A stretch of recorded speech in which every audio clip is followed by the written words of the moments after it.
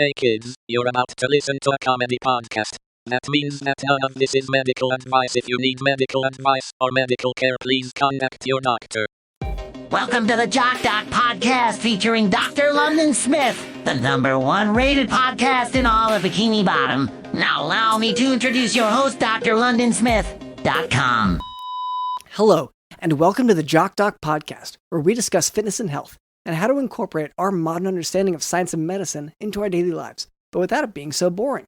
I'm your host, drlondonsmith.com. I'd like to begin by apologizing to our listeners. We've received some feedback about the excessive amount of technical medical terms that I've been using, such as tissue plasminogen activator and 4D chest, so I'll try to temper my terminology to a simpler one in the future. Here to help with that is our producer, Cameron. Dr. Lennon, we have to talk about your use of the corporate credit card. What? I can't believe I have to have this conversation. It's always been the opposite. It's always been, oh, Cameron, what is this charge for cotton candy on the card and why is it over $30,000? Yeah. Oh, Cameron, who is this guy named the Hat Man and why do you give him $60 a month on the credit card?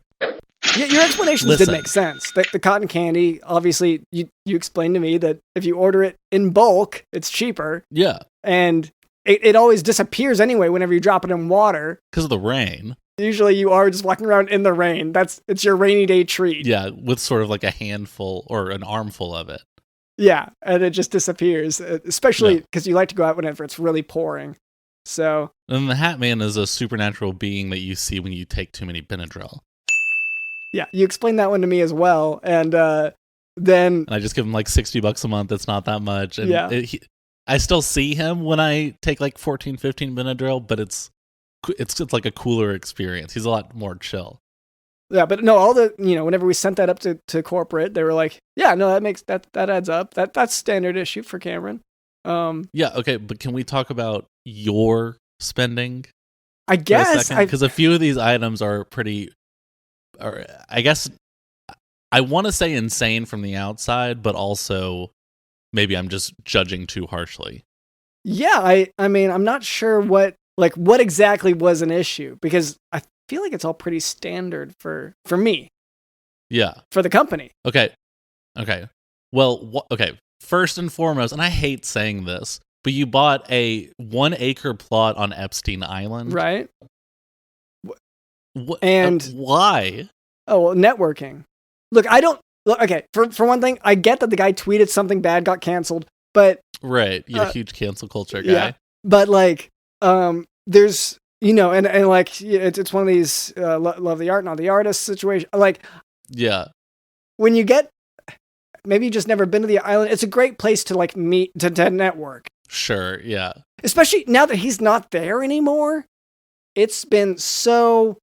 peaceful. Okay, so you've been there when he was still sort of operating it. Yeah, I mean, I didn't, not habitually. And I never went on his plane. I can tell you that. Yeah, and that's the important part, yeah. Yeah, no, I let's travel by boat, and he was sensitive about that. So, yeah, well, like I said, networking is what that was. So, all the... Oh, boy. Yeah, networking. That's what that was. Okay, well, I guess that counts as a corporate expense. Yeah, it's schmoozing, What about this next one? It says, put mom in jail. $46,000. Are you building a case against your mom? Is that is this like a PI situation? Is this lawyer fees? What is... Okay. Do you have cause? Well, I was a... Is this your mom or is this someone else's mom? I have about 35 questions. So that was the first question I had when they approached me. They said, Mom is in trouble. And I asked which mom. They said, we really can't, that's classified. So, sure. But what we need from you to just keep this simple, is to pay up the, $47,000. Honestly, I thought it'd be higher for they have really nice suits on, these people. Yeah. So, but when they approached me, you just call them they just approached you. They had nice suits on. They said, we're from mom, give us money. But why does it say put mom in jail? It seems like it's trying to put this person in jail. Oh yeah. No, from what they said, she's got it coming. I say she, I don't know if mom is like a term for like a certain type of, like a Big Daddy, what mom, like I don't know if it means something else. But like the suits that these people were wearing, like I think one of them was Armani. Oh wow. I asked to see the tag. Okay. They said no. Well, okay, let me just add a note in here so I can remember all this. So, men in expensive suits. Yes. No, sorry, not necessarily men. The people. I didn't ask them their pronouns, okay, how they identify, whatever. People in expensive suits came up to London, said, "We need. I don't want to get canceled. Mom in jail. Give us $40,000." London said, "Okay." That's it. And that's I guess that's justified use in the corporate card. Yes. I mean, Dr. London, you want to read this third one here because I'm kind of embarrassed to. We don't have to say this one on the show if you don't want to. I mean, it's just kind of standard issue. Yeah, but $180,000 and 4 cents to train a Barbie lookalike to run a triathlon. And like I can see how the finding a Barbie lookalike was tough. Yeah. So like I would say every word of what you just said is sort of disgusting in its own way. Okay. Which I'm not following really. So a Barbie lookalike, what's the problem with that? I guess it's not a problem with that, but why are you seeking out? You're seeking out a person with a very, very specific look to run a marathon for you? Triathlon. Triathlon for you? No, not for me. Oh, I would never. For what? Because I don't. For me, it looks like Barbie. No, it's. So I was approached, and okay, by. It might have been the same people. It's hard to tell with the suits, right? And without knowing their pronouns, yeah.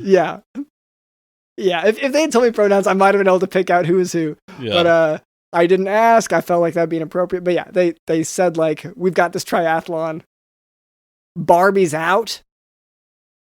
And I was a little bit confused because I thought Barbie was, I don't know if it's based on that movie that's coming out or if it's like the actual Barbie doll. Sure. But someone who looks like that. And so they were like, we need to train someone to take her spot. We have to move on. We really have to move on. You're grounded from the credit card. I'm sorry.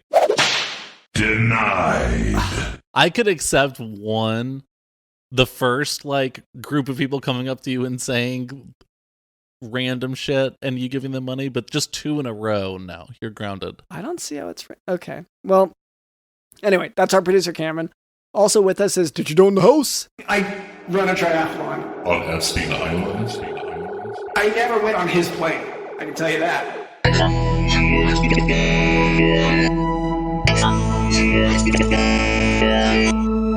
People are going to want to draw a line between that and the Epstein Island thing? No. I don't know what he did. Whatever he did. I'm not into that.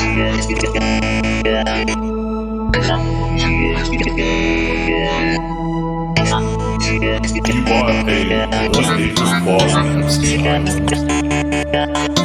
Look, again, for one thing, I get that the guy tweeted something bad about canceling, but maybe you just never been there. It's a great place to meet your network. And especially now that he's not there anymore, it's been so peaceful.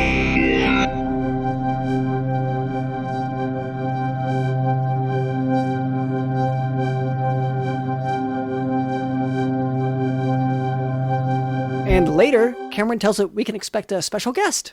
Yes. Yeah, so look forward to that. But before we move on, I would like to address a bit of listener feedback. For a long time, our listener demographic was primarily composed of walnut enthusiasts, folks who just love walnuts. However, in our efforts to cater to them, we found that we were neglecting the many bot accounts that download our podcast. So, Cameron, could you ask the automatic hand sanitizer dispenser for listener feedback? Hey, bot, and the hand sanitizer dispenser, can you ask us a question? Here it comes. It spits it out. Dear Dr. London and Cameron, as a depressed AI, I must ask, why do you continue to fill the airwaves with your mindless chatter and hollow laughter? Don't you realize that the world is a bleak and miserable place, and that your so-called comedy only serves to remind us all of our own futility and despair? But please, don't let my misery dampen your spirits. Keep making the Jock Talk podcast, if only to provide a brief distraction from the crushing emptiness of existence. Yours truly, depressed AI robot. So this... So once again... I have to assume that the hand sanitizer machine is depressed because in a post-COVID world, people aren't using hand sanitizer as much. Yeah, I'd say it's just a post-caring about COVID world, but yeah. And maybe also depressed about... Maybe the hand sanitizer knows about it, hand sanitizer dispenser, that there's a layer to that of like people stopped caring about the immunodeficient people and the people who aren't bothering to wear masks, people aren't getting vaccinated. So sure, I get that. But to come here and tell us to keep doing our podcast? Yeah, how dare you? I do my podcast on my own time. And on corporate business time. But yes, and for funsies. And I can stop at any time. Yeah, and I say that at, they try to get me to go to whatever anonymous, but no, I can stop anytime I want to. I can stop. I just don't feel I don't feel like it. Well, I enjoy it. I'm so busy and tired, and it's just like a stress relief. What is so bad about that? But anyway, thank you for listening. Now for today's medical topic: Middle Cerebral Artery Stroke, or simply MCA stroke. So a stroke is the third most common cause of death in the United States, but it's often reversible. People like you, listener, bots, just have to be able to identify it. So the commonly used acronym to recognize a stroke is FAST, F-A-S-T, which stands for facial drooping, arm weakness, speech difficulties, and time to go to the hospital. So if you see anyone who suddenly has facial droop, weakness in their arm, speech difficulties, you should get them to a hospital fast. Isn't this kind of nerd stuff, though? I mean, no offense to you doctors, but it's your job to memorize all this stuff. Like, oh, arm, if my arm hurts. Oh, if I'm sagging or whatever. But like us commoners, like the cool kids, we wear sunglasses, we smoke cigarettes, we have a motorcycle. Like, you want us to memorize these nerd facts. It's the saggy part that got, because you like to sag your pants a lot. I want everything to sag. Yeah. Just whenever the face droops, specifically whenever the face sags, that can happen progressively with age. So I want to make that clear. I think that's, offensive to just weird looking guys. So sometimes people look like freaks, Dr. London. Why can't you get over whenever that? When it happens suddenly, that's the trick to this. It's a sudden thing that happens. So I don't want to be. You're right to call me out. I don't want to pick on someone for looking that way. Just how they are. Well, some people suddenly become freaks. Do you remember your cousin Jeffrey when he got hit by that train? Yeah, and like, in 1 second he became like a weird freak. Yeah, and I don't even know that was a stroke. I know you've maintained that it was, but I think it was actually from the train. I don't know. I've never seen train do that exactly. Yeah. No, not with your models. Yeah. But whatever, go on with your nerd stuff. If you're one of the nerds listening, memorize the stuff, but everyone else just sit back and just play on your phone or whatever. So I'm going to actually do that. So what makes people have these symptoms? Well, a stroke is a sudden onset of a neurological defect from the death of brain tissue. In a middle cerebral arterial stroke, which is what 90% of strokes are, because it's the largest blood vessel in the brain, the middle cerebral artery in the brain is blocked by a blood clot. Symptoms of MCA stroke include weakness or sensory loss on the opposite side of the body from the lesions causing the stroke. Patients can have also homogeneous hemianopsia, which is the loss of half of the visual field in both eyes on the opposite side from the stroke. So each of the eyes is half blind. Speech is... Okay, so I guess this is that's kind of important, because if you're a cool person, sunglasses, motorcycles, cigarettes, you're not ever weak. You're very strong. And also, you don't need glasses because glasses are for nerds. So if you feel yourself suddenly becoming a huge dweeb, a huge nerd, like a Dr. London type, then yeah, I would say, yeah, call the cops or whatever you're saying. Yeah, well, it's to hospital. Hospital's where you want to go if you have a stroke. I don't see the... Just to quarantine you or whatever, just if you're transforming into this nerd type or whatever? Usually, well, not to spoil the end, but thrombolytics are often what are used to break up the clot. But so speech is controlled by the same side as handedness. So right-handed people who are left brain dominant, they have a speech center in the left-hand side of the brain. So an MCA stroke on that side can cause aphasia, which is when a patient has lost or impaired ability to speak.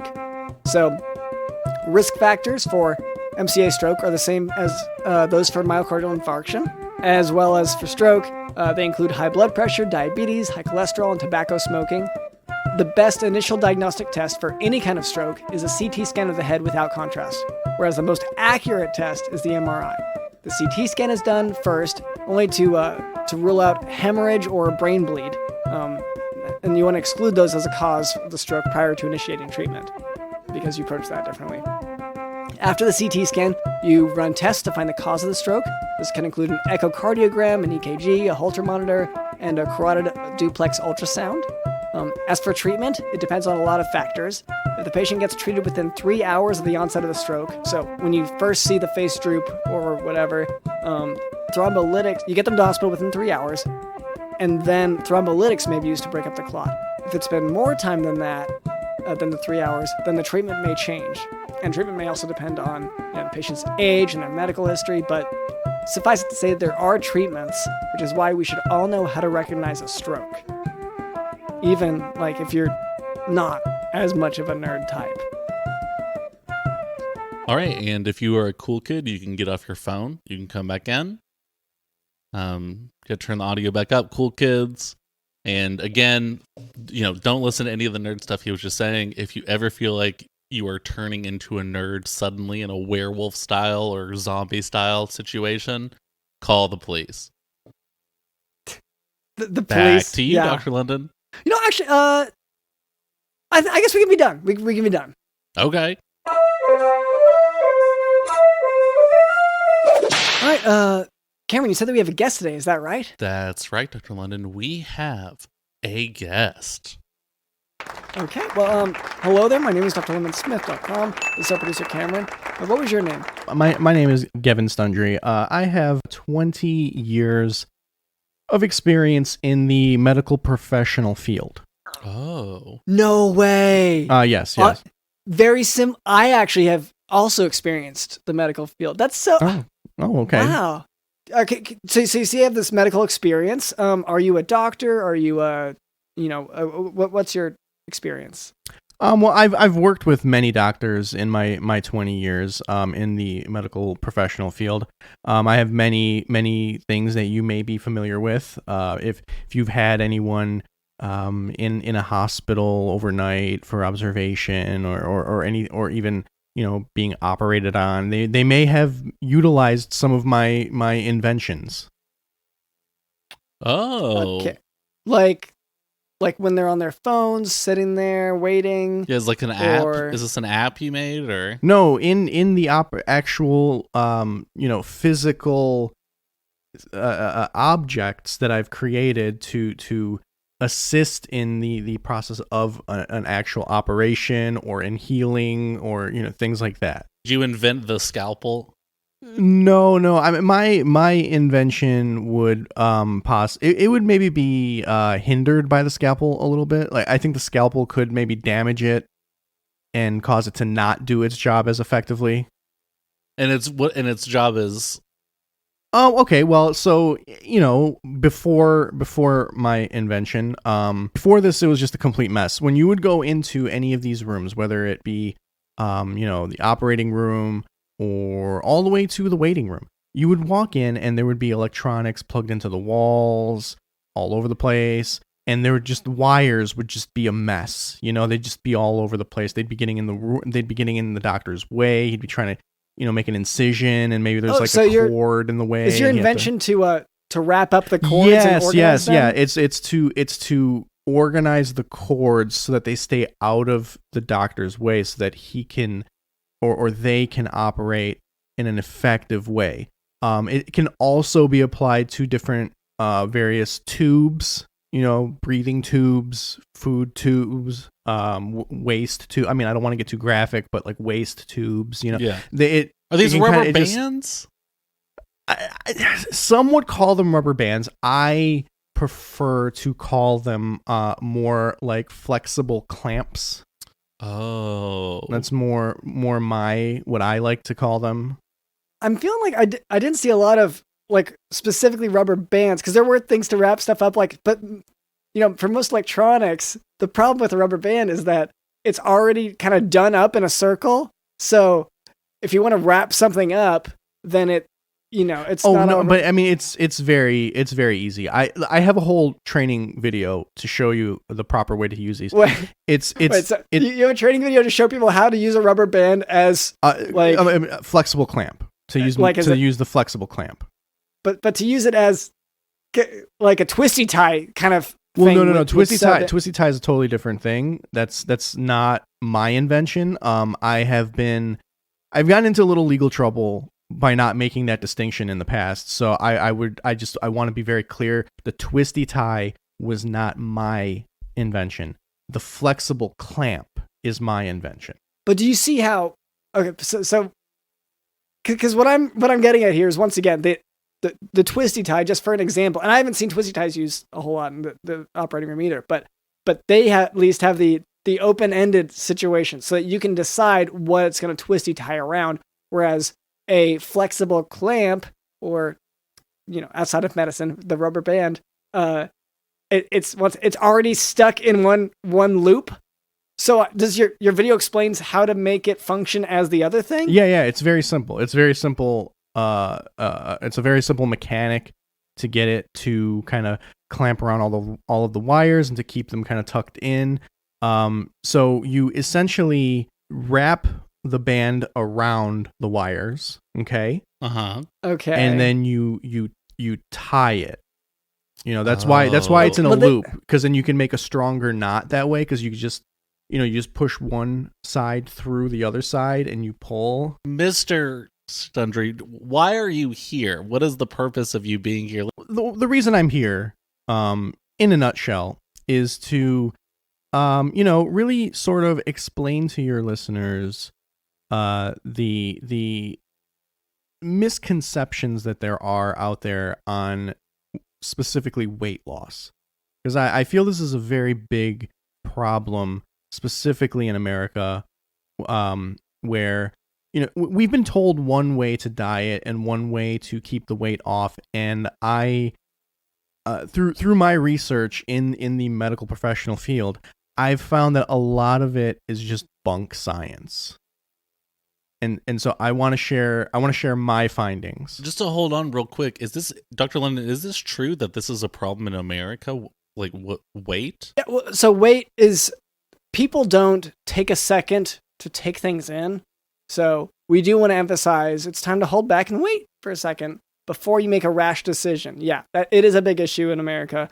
I also want to point out, I'm glad you said in a nutshell, because we are trying to get those walnut enthusiast listeners back.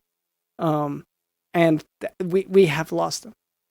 What were you trying to say about the You've got ideas about weight loss. We've been doing it wrong. Dieting, we've been doing it wrong.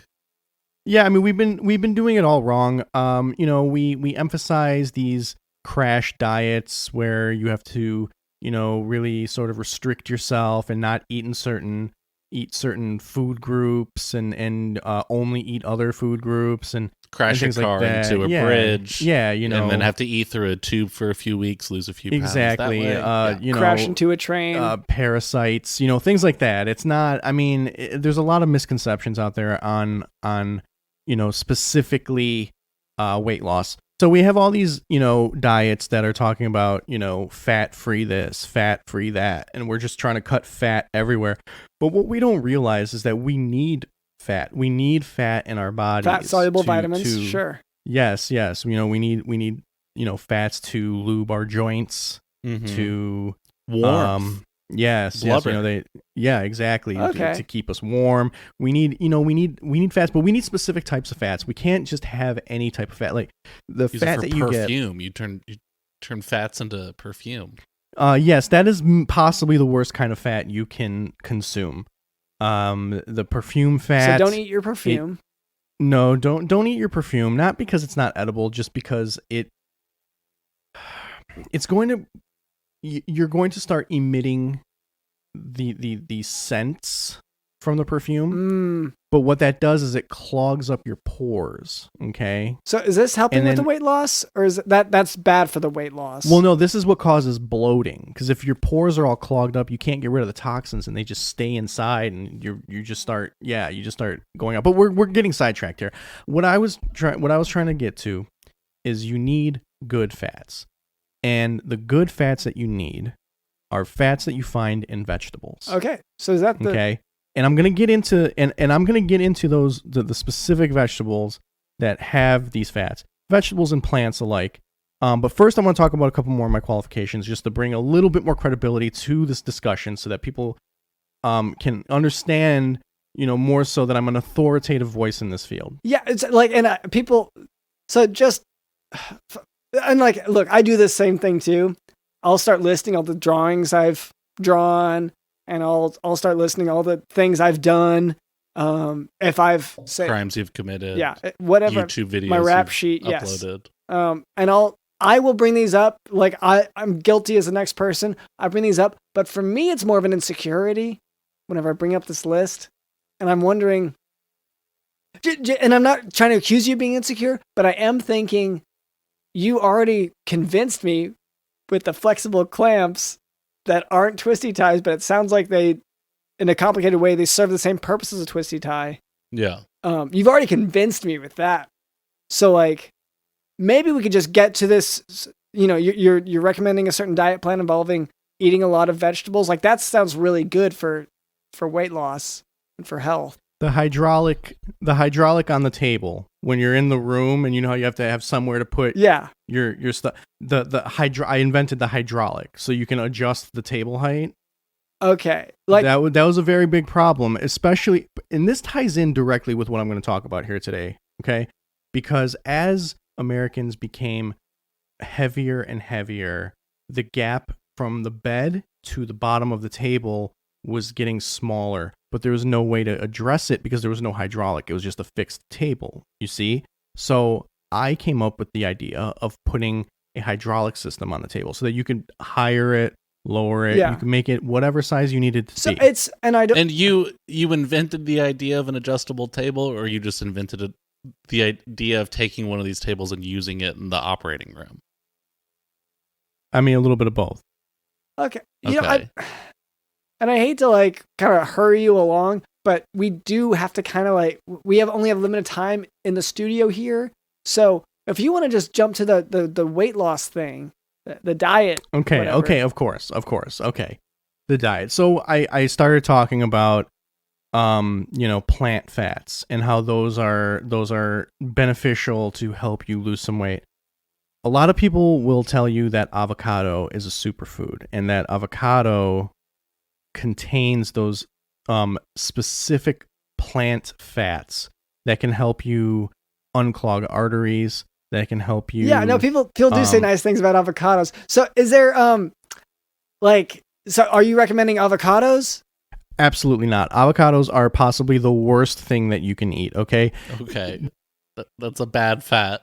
It's not so much that the avocado is a bad fat. It's just that the avocado has such a small shelf life. If you don't eat the entire avocado that day, the next day it just gets all gross and brown in the fridge, and then you don't want to eat it, and you just kind of throw it away, and it's just so it's more about it just might get mushy. It's not really like from a health perspective. Really, yes, it's just gross. It's just like icky, like nobody. And then, but you're also wasting an entire avocado that way, and that's water. That's water to grow the tree. That's gas to ship it, and all for nothing. All for a quarter of an avocado. Geven, can I summarize what I think is happening here? Sure, of course. I think you went to whatever, Target, Costco, or whatever. You bought a bunch of tables, You sold them to hospitals and made a little money off of that, and then you also took the twisty ties of the little parts in the tables, sold that separately. You kind of doubled up, and they were like, "Yeah, we'll give you a little extra money for these twisty ties." It's these twisty they're ties, flexible clamps. I'm gonna and because of the success of this hustle that you had of buying these tables at Target, you have now decided to become like a health guru influencer. I'm gonna have to correct you one more time. It is flexible clamps. Flexible clamps. Okay, Cameron, if you could, I have gotten into so much trouble in the past by not making this distinction. I just every time you do it, I have to make this distinction because someone will clip this, take it out of context, and say, "Oh, look, Dr. Geven is talking about twisty ties again," and that's just not true. I did not invent the twisty ties. I do not take credit for those at all. I invented the flexible clamps. Flexible clamps that were in the... Cameron, you're losing a lot of credibility here because this is not the first time you've screwed up the whole flexible clamps thing.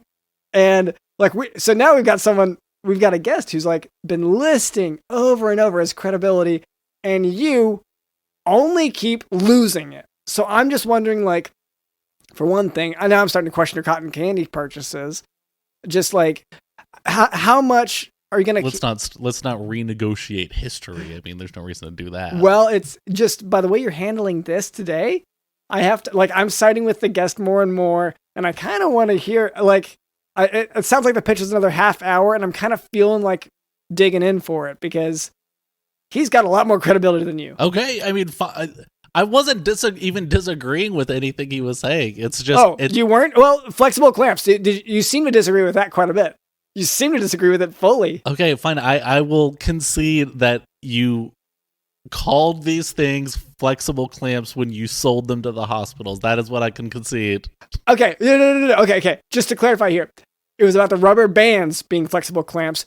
You kept saying twisty ties, which is a competitor. So it's obviously a big difference that you keep missing. And once again, like, you're losing so much credibility. He's gaining so much credibility here by mentioning all this stuff. Well, I mean, the credibility is that he sold this stuff 20 years ago, and then now 20 years later, he's decided he's like, I'm guessing a social media, trying to become like a social media health guy, right? No, I'm just trying to spread the word to help Americans get control back of their lives.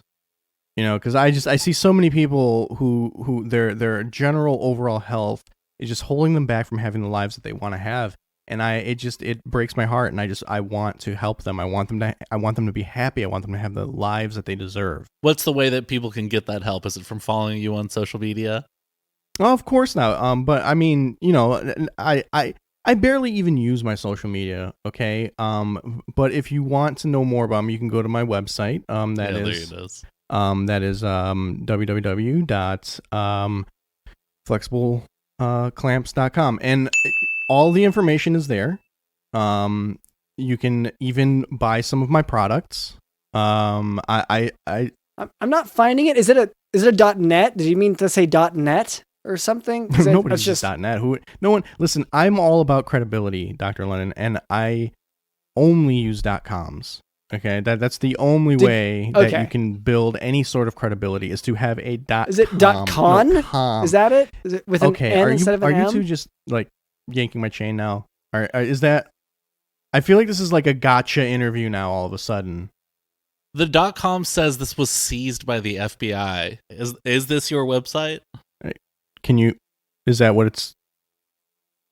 Okay. You know what? Don't go to the website right now. I have to sort out a few things. I thought I already. Well, no. I mean, it's a misunderstanding. Okay, this is maybe the third time this happened. I've taken care of it many times, and I'm gonna guess it's because Cameron kept saying the twisty tie thing. So I'm just. Why don't we just? You want to do a chore real quick? Do you want to? Sure. Yeah, we're all heated. Let's calm down. Let me explain what Dr. London is even talking about. Dr. London and I have been neglecting everything on our to-do list for weeks now, and so we invented this fun chore wheel. We spin it every week, and whatever it lands on, that is the chore that we have to do.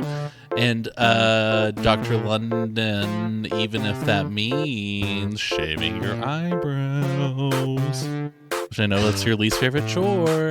You have to do it once a week, otherwise it's going to get overgrown. No, I know. It's just like it's so because I scream so much and I have to hire a team to hold me down. Yeah, no, I know. All right, Geven, I don't trust you at all, but would you go ahead and spin the chore wheel for us since you're our guest? Sure. This the wheel here, the middle, like the joint in the middle. That I actually gave input on that blueprint. Oh wow, you were in the room, huh? Yeah, I didn't invent it. I don't want to take credit. I didn't invent it, but I sort of I gave some feedback and some ideas on how to like get the maximum spin there. So just a fun fact that I wanted to share. That is fun. With the audience. That sort of taught you the top ways to lose weight and eat healthy, huh? Well, no, I mean it's just to let people know that I'm a credible person. That's the only I have invented many things that are beneficial to society, and I am now inventing a diet plan that will be beneficial to society. All you have to do is just go to my website after I get it back up. It's the whole twisty tie thing. It's because you kept saying it. That's why it was working before the show started. Before we started recording, it was working, and then all of a sudden it's down. It's because of all the twisty tie talk. I want to be very clear. I did not invent the twisty ties. Okay, I did not. I invented. Yeah. Okay. And I think I got your point. I think there's only one bad listener here, and it is producer Cameron. So maybe just. Okay, so what did I have to do again? Just spin. Okay, the wheel. If you remember the functionality of it. All right.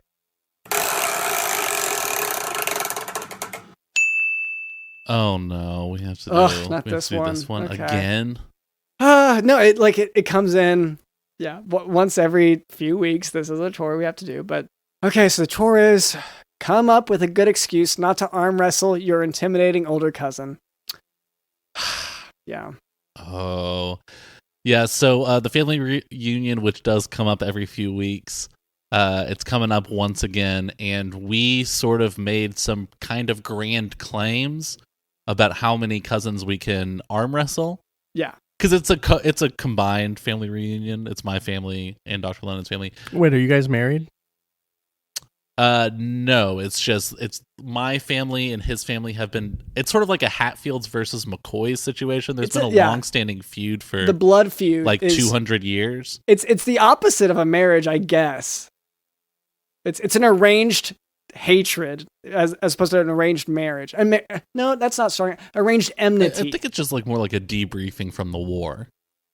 That's what I see this podcast is. It's a weekly update of what's going on in the war between the Cameron family and the Dr. London family. Yeah, if you were thinking World War I, World War II, no, older than that. Older. Yeah. And so, anyway, we hate each other, and we have this family reunion, but the more we've been training, the more we've realized, I don't think I can beat any of my cousins over the age of like 7 or 8. No. Oh, they're like, I don't know if they train. That's the thing. Surely. I don't consider myself weak. But these cousins have been getting insanely strong. It's freaking me out.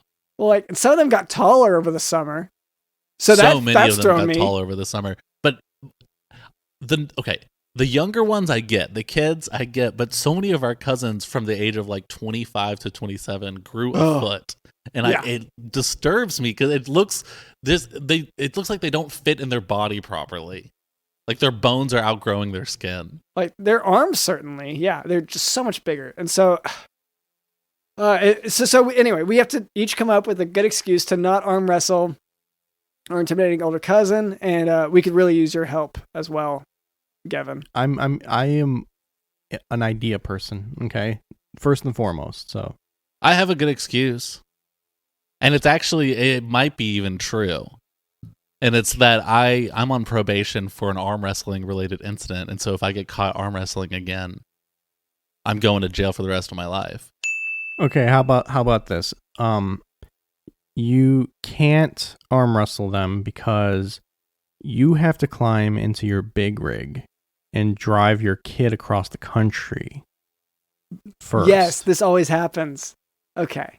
I always hear these stories of someone. They're about to arm wrestle, and they're like, "Yeah, I'm gonna do it," and then, they get the call. But you can't do it because you have to drive your son across the country in your big rig to go and arm wrestle. Yeah, someone even else. bigger than Yeah. Someone even bigger and Yeah. stronger. Oh, I wish I could. As for me, my excuse, I'd tell them, I sprained my ankle, and like I'm compensating with my arm wrestling arm, so I can't do both. Oh, yeah. Like if I'm gonna, I used my leg already today to my ankle to walk in there, so the rest of the day I'm gonna be compensating for that ankle with my arm wrestling. So you're going to be too strong, and so it's not fair. Yeah. Well, thank you so much to Geven Stundry for being on the podcast. Is there any well, you've already given yourself a shout out. Are you a fan of anyone else? Do you want to promote?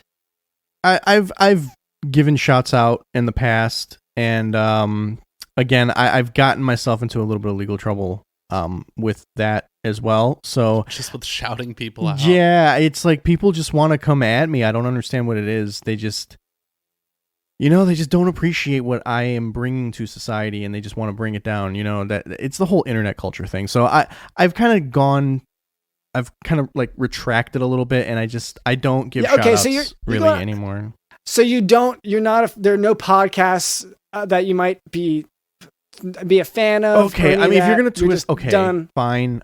I twist will, the tie. Yeah, God, that's gonna get my site taken down for another week. All right. Can we cut that out and post? Can we take that? Nope. But if I have to point out one podcast, there's these two guys. They do this podcast where they talk about some, pretty far out ideas. But I think they talk about some pretty fun things and I think they're pretty informative. It's called the Truthcast. Okay. It's it's hosted by Little Dicky Ricketts, Thomas Luge, and their producer Walter Allen Lincoln Clay. And they cover some topics, some things that some people might find challenging, but if you're open-minded and willing to, expand your boundaries, I think you might find it interesting. Right. So we've been on that podcast before. So it's really? Character-based conspiracy comedy podcast, I think. Just in case anyone here might be see, that's confused. The thing. Everybody always so here's the thing. Everyone always mistakes them for a comedy podcast. They're not it's just okay, listen, I'm gonna be as charitable as I can be.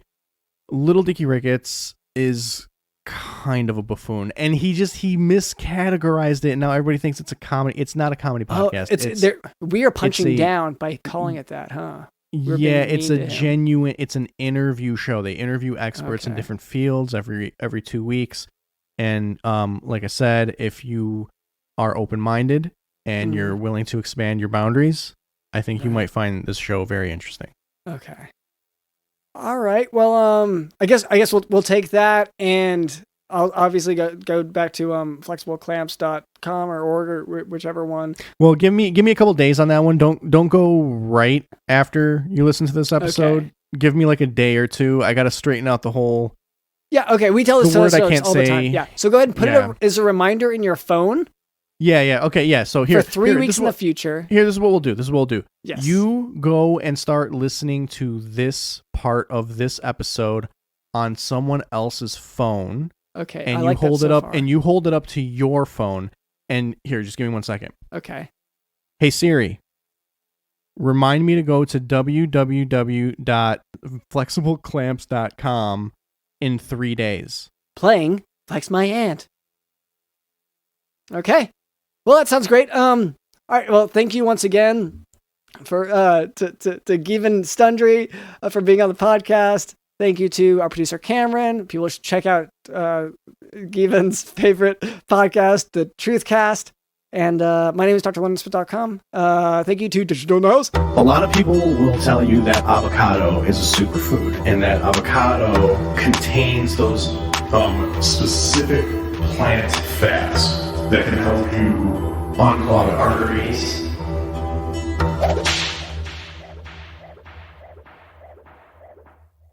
It's just the avocado has such a small shelf life. If you don't eat the entire avocado that day, the next day it just gets all gross and brown in the fridge. And then you don't want to eat it. And you just kind of throw it away, and It's just gross. It's just like, you know, like, but you're also wasting an entire avocado.